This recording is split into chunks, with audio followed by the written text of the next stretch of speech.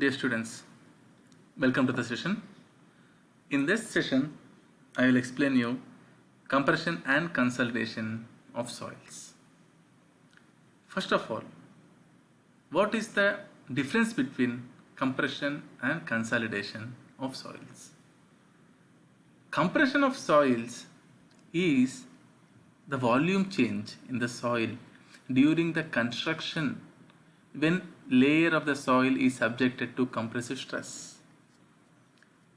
Compressibility is referred to volume change in a soil. In better understanding way, compression of soil means, let us assume there is a 1 meter depth of soil which is let's say not natural soil. It means it's a soil taken from other place and it is filled soil. Let us say 1 meter height or 1 meter depth.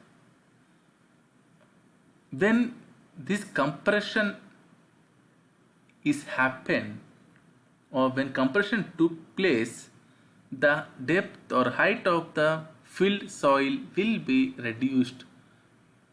If the filled soil height is 1 meter, then it will be reduced to 800, it will be reduced less than 1 meter.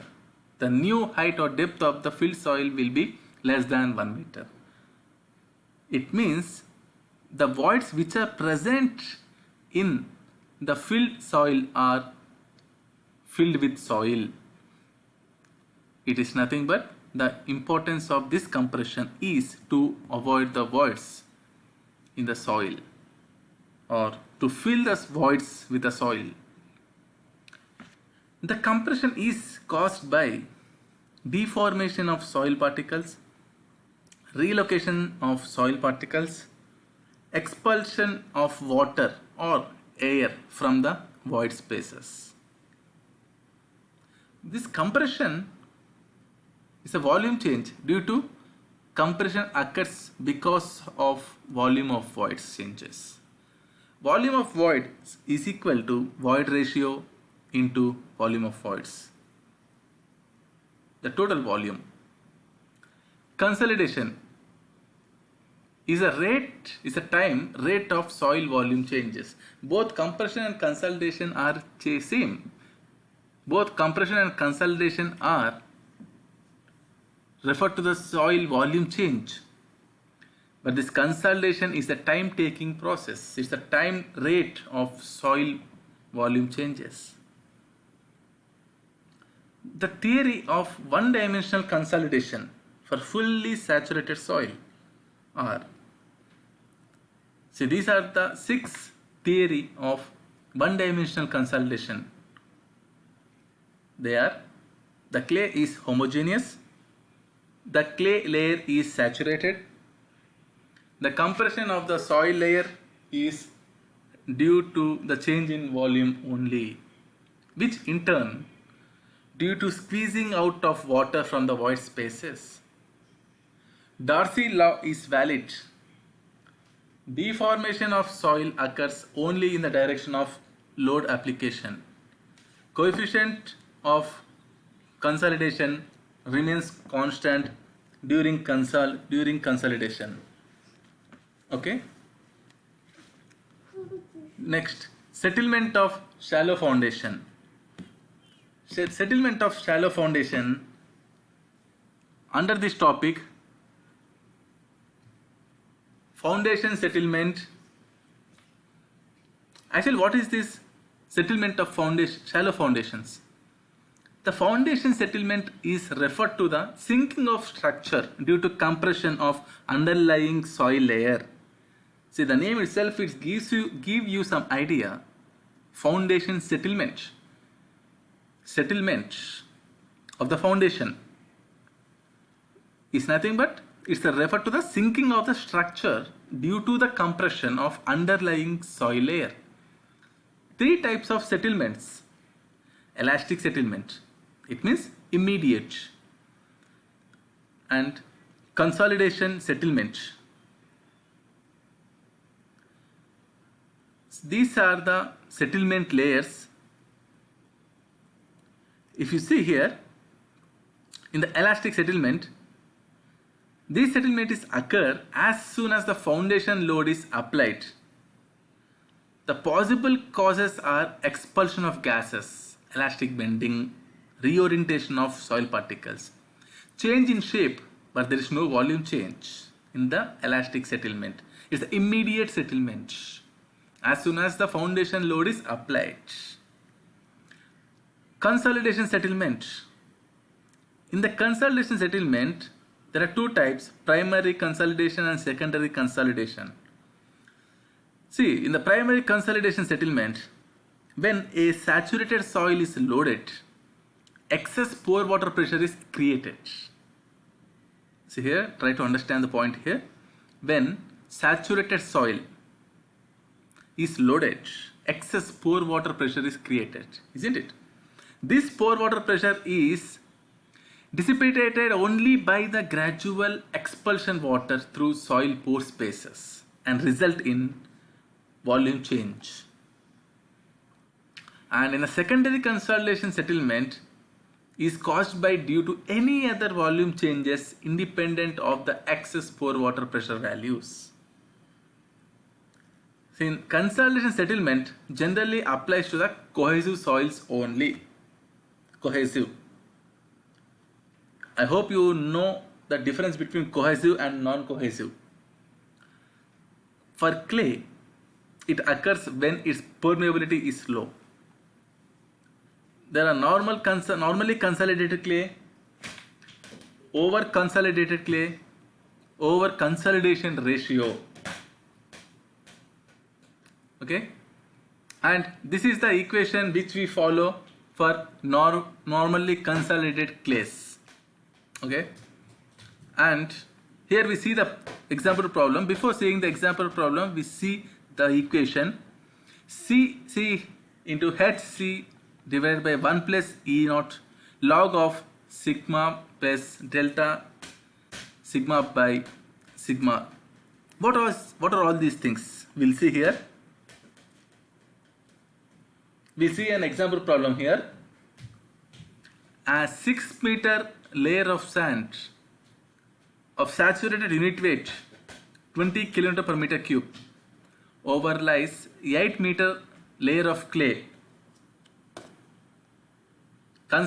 of saturated unit weight 25 kN per meter cube.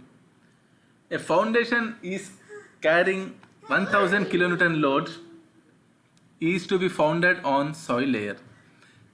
See here, it's asking to draw the soil profile diagram in detail, mentioning all soil properties with foundation details, and calculate the consolidation settlement at the center of clay layer.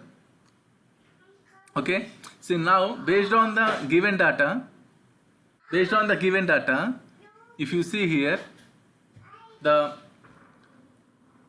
based on the given data, the 6 meter layer of the sand and overlies 8 meter layer of clay. See here, this is the 8 meter layer of clay and 6 meter layer of sand. The foundation is, the load is acting of 1000 kilonewton as it is mentioned here, and saturated unit weight is 25 kN per meter cube.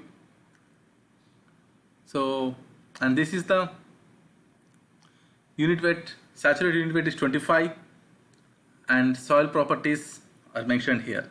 Now, it's very simple to calculate the consolidation settlement by using the equation.